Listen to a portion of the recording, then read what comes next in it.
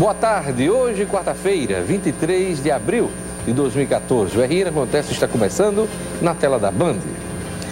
PMs e bombeiros suspendem greve para aguardar ações concretas do governo estadual. Policiais federais paralisam atividades por um dia. Sistema de denúncias para focos de dengue está sendo desenvolvido pela UFRN e Secretaria Municipal de Saúde. Juiz pergunta a Vilma se ela vai assumir a Prefeitura de Natal na ausência de Carlos Eduardo.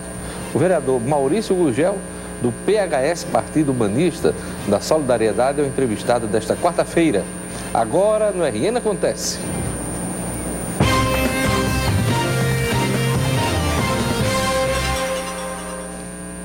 Depois de uma longa negociação com o governo, policiais e bombeiros militares do Rio Grande do Norte suspenderam a paralisação iniciada na manhã de ontem. A reportagem é de Rayane Guedes.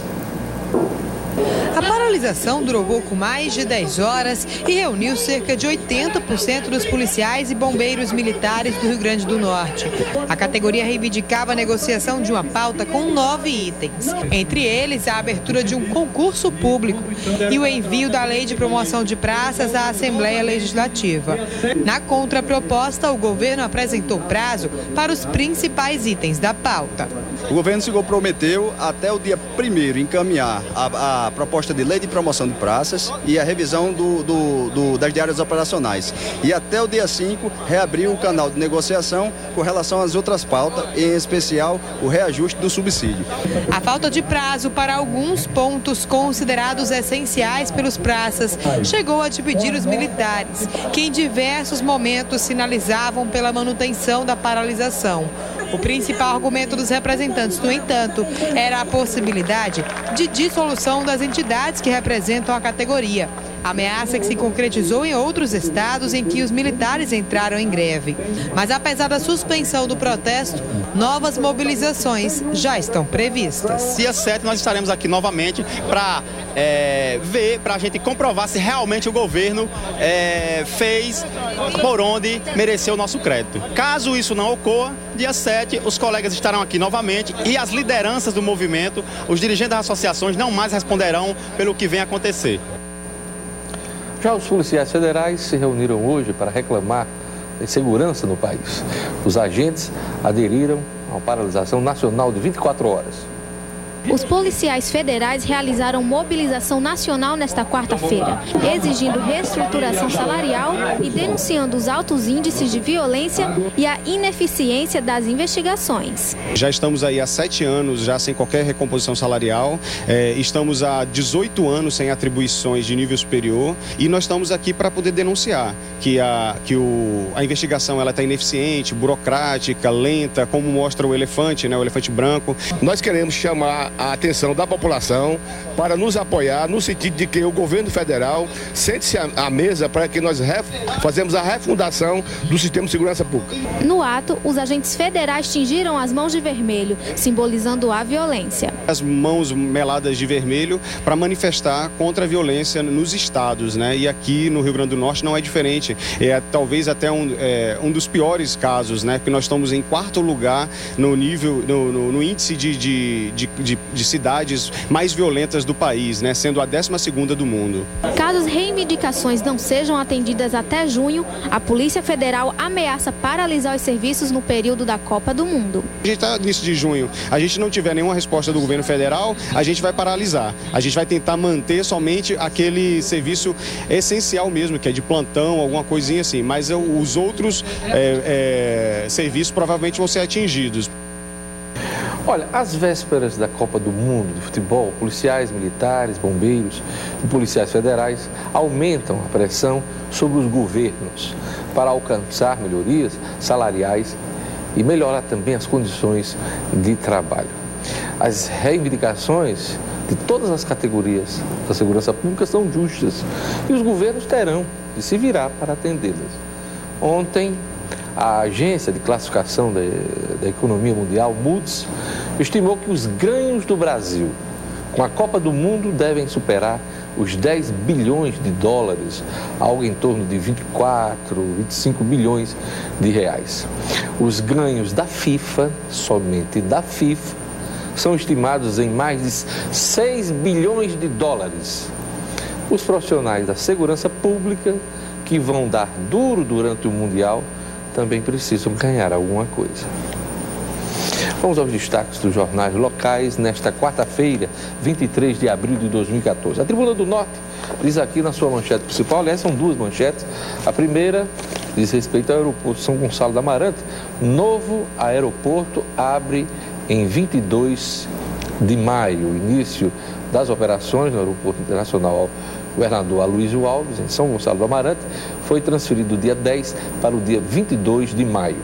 A decisão foi tomada durante reunião entre o ministro da Aviação Civil, Moreira Franco, e representantes da ANAC, Agência Nacional de Aviação Civil, do consórcio Inframérica e das companhias aéreas, informa a Tribuna. Também é destaque na Tribuna o fim da paralisação dos bombeiros militares, 12 horas de greve, um dia de boatos, quartéis vazios, o governo negocia e a rede de mentiras, os boatos sobre arrastões, saques na cidade, né? Algumas ocorrências ocorreram, alguns ocorreram foram registradas, né? Mas nada de tão grave como se especulou nas redes sociais. O Novo Jornal diz aqui na sua manchete principal: aeroporto vai ser aberto no dia 22 de maio, repetindo a manchete da Tribuna. Aeroporto Internacional Aloysio Alves, Gonçalo do Amarante, começa a operar dia 22, 12 dias após ter sua obra entregue oficialmente, é o que informa o Novo Jornal. Em Mossoró, o moçoroense estampa na manchete principal: menor raptado na BR-304 e estuprado em Matagal. A adolescente foi abordada por um homem armado quando praticava caminhada às 5 horas da manhã, próximo ao posto policial da rodoviária federal. O Jornal de Fato informa na manchete principal: o governo aplica R$1 bilhão em obras na região. O Jornal de Fato publica um caderno especial, o qual disseca todo o investimento do governo do estado em Mossoró e na região oeste. São mais de R$1 bilhão em estradas, barragens, adutoras, saneamento básico e programas para a agricultura. A Gazeta do Oeste estampa na manchete principal: após reunião com o governo, militares suspendem a greve. E nesta quarta-feira, 23 de abril, o portal de notícias No Minuto destaca: faltam 50 dias para o início da Copa do Mundo no Brasil. A abertura do torneio ocorrerá na Arena Corinthians, estádio também conhecido como Itaquerão, que ainda não foi concluído. Também é destaque no Minuto: Dilma sanciona Marco Civil da internet. O Marco Civil, aprovado pelo plenário do Senado na noite de ontem, define os direitos e deveres dos usuários e provedores de serviços de conexão e aplicativos na internet. Também é destaque no Minuto: Rogério Marinho assina carta de apoio à candidatura de Aécio Neves à presidência da República. O nome de Aécio Neves será levado à Convenção Nacional do PSDB, marcada para o dia 14 de junho, em São Paulo. Acesse o portal nominuto.com, www.nominuto.com. Olha, o Detran convida todo mundo a distribuir gentileza nas ruas, no sinal, no cruzamento, na faixa de pedestre, no congestionamento, no estacionamento, no trânsito, porque respeitando o próximo, respeitando a vida, obedecendo às leis de trânsito, de cidadania e principalmente as regras de convivência com o outro, todo mundo ganha uma vida melhor.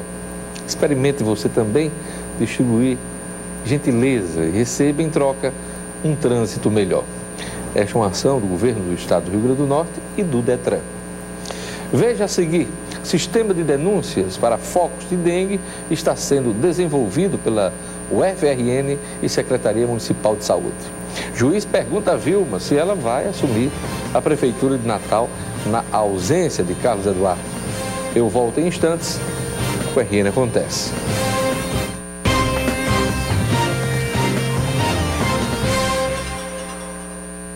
Um sistema de denúncias para focos e casos de suspeita de dengue está sendo desenvolvido pela UFRN e Secretaria Municipal de Saúde de Natal. Dentre as vantagens está o monitoramento em tempo real das informações. A expectativa é que a ferramenta seja lançada até maio deste ano.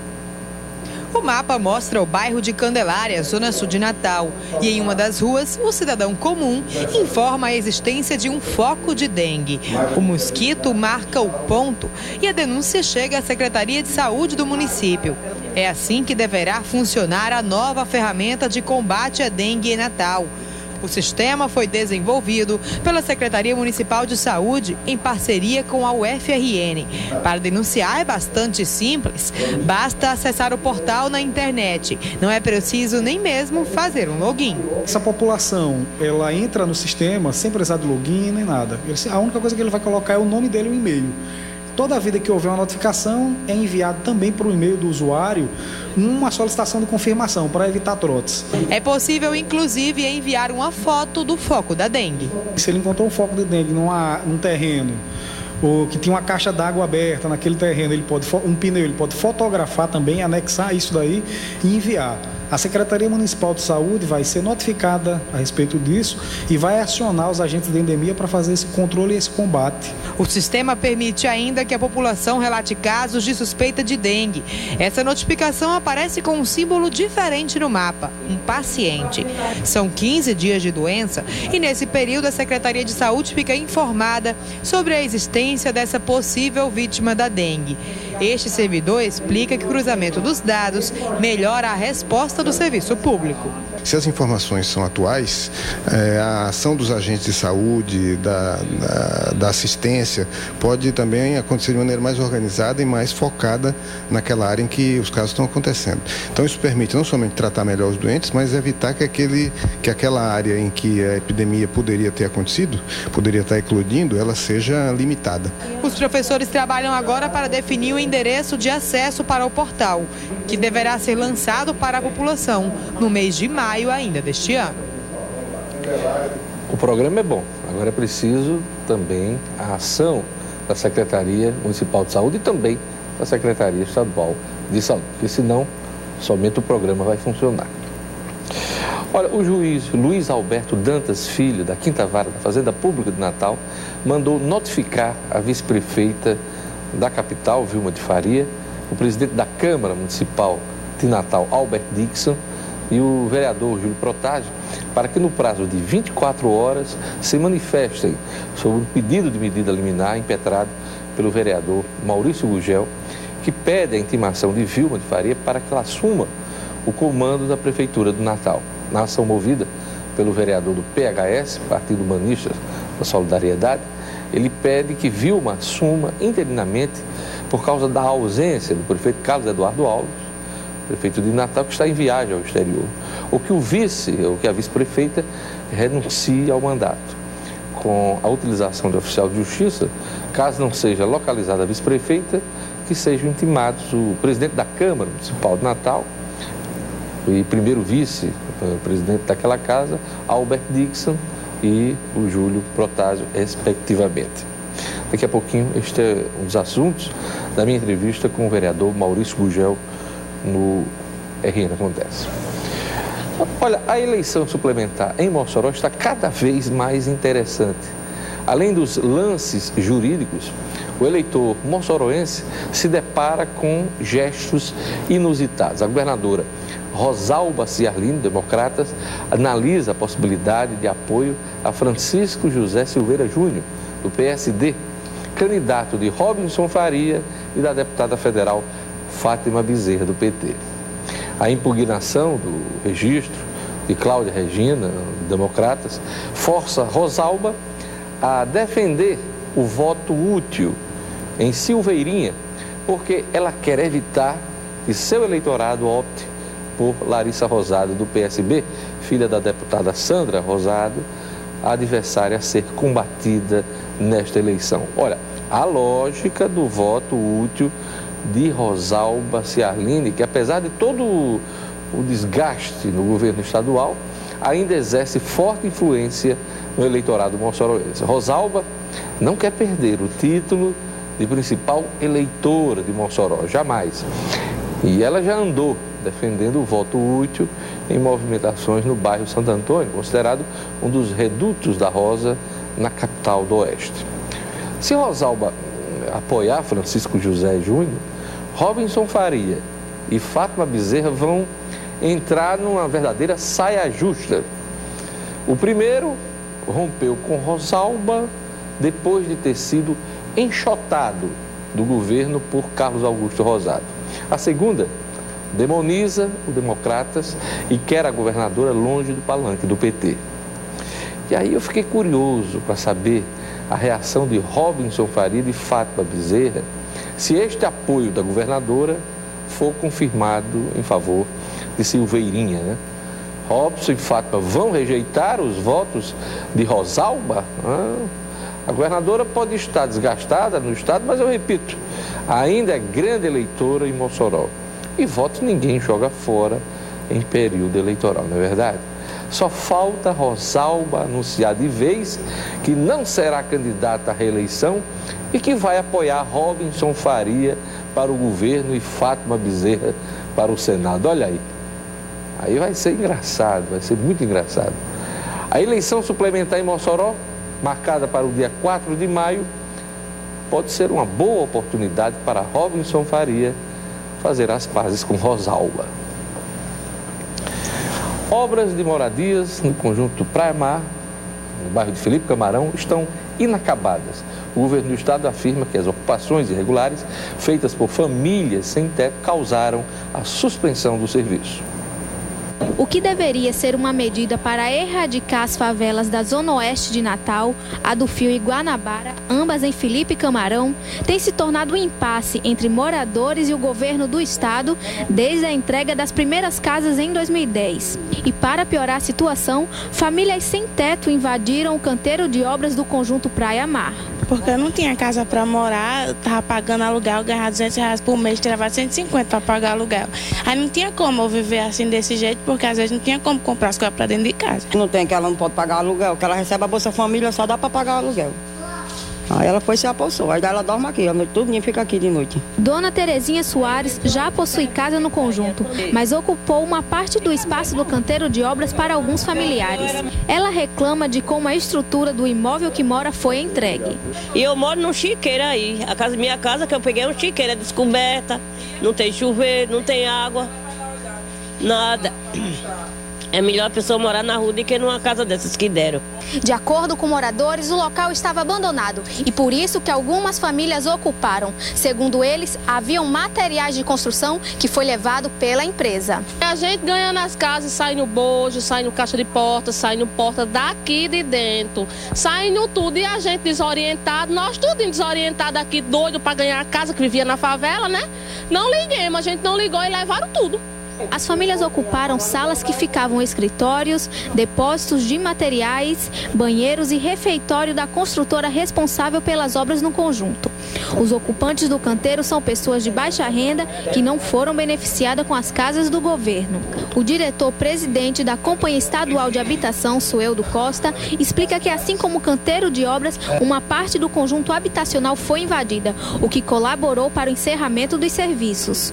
As instalações do canteiro, onde tinha um depósito, o escritório da empresa, essa sim, no período da Semana Santa, foi que um grupo de aproximadamente 50 pessoas chegaram lá e, inclusive, depredando parte das instalações. A SEAB aguarda a determinação da Justiça para retomar a reintegração de posse do local. No próximo bloco, eu vou entrevistar o vereador de Natal, Maurício Gugel, do PHS Partido Humanista da Solidariedade. Eu volto em instantes com a RN Acontece.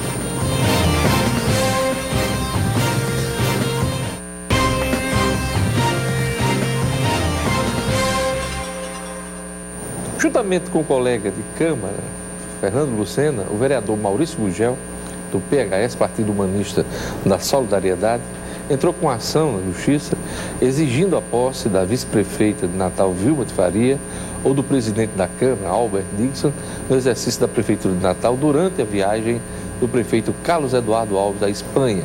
A liminar solicitada, a Justiça não saiu. O vereador Maurício Gugel é meu entrevistado hoje. Boa tarde, vereador. Boa tarde, Diógenes. Boa tarde aos telespectadores da Band. Por que você, juntamente com o Fernando Lucena, resolveu questionar a vacância na Prefeitura de Natal? Veja bem, Diógenes, quarta-feira, na sessão plenária, então por volta das 16h30, foi a última sessão da semana, que na quinta não houve sessão, chegou um comunicado do prefeito dizendo que iria para a Europa, mais precisamente na Espanha, passar 12 dias numa viagem de missão pela prefeitura, vai buscar investimentos e outras coisas. Ele que está tentando captar investimentos e voos para Natal. Verdade, tomara que seja proveitosa a viagem do prefeito, mas nós queremos saber quem responde pela prefeitura. Ora, qual é a principal atribuição do vice-prefeito? É justamente substituir o prefeito, né? Principalmente nesse caso, uma missão que o prefeito está em outro país. Jamais ele tem como responder. E outra, existe um orçamento para a vice-prefeitura de R$1 milhão por ano. Então, chegou a hora de cumprir com a principal atribuição do vice-prefeito, que é substituir o prefeito. Então, nós entramos com o mandato de segurança justamente para saber quem está respondendo pela Prefeitura de Natal. Então, na sua avaliação, a Prefeitura de Natal está acéfala, sem comando. Hoje está assim. A vice-prefeita é candidata ao Senado da República. Isso, pré-candidata. E já não pode assumir cargos no Executivo, porque senão fica incompatível. Quer dizer, ela não vai poder se candidatar. Este é o motivo.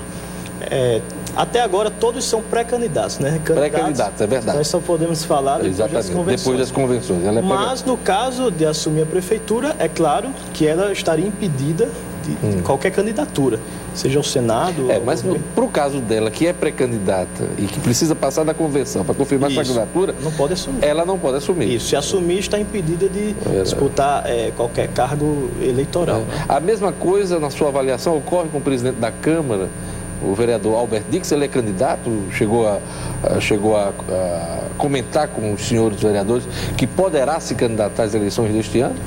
Pelo que nós temos acompanhado, não é? O Albert é candidato a uma vaga na Assembleia Legislativa.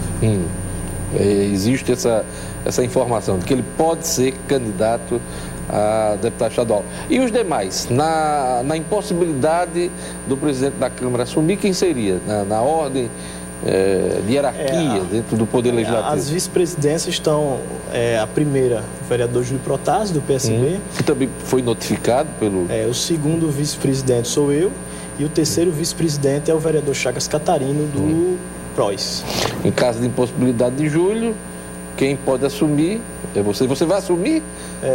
Se chegar na sua vez? Vamos aguardar esse imbróglio, né?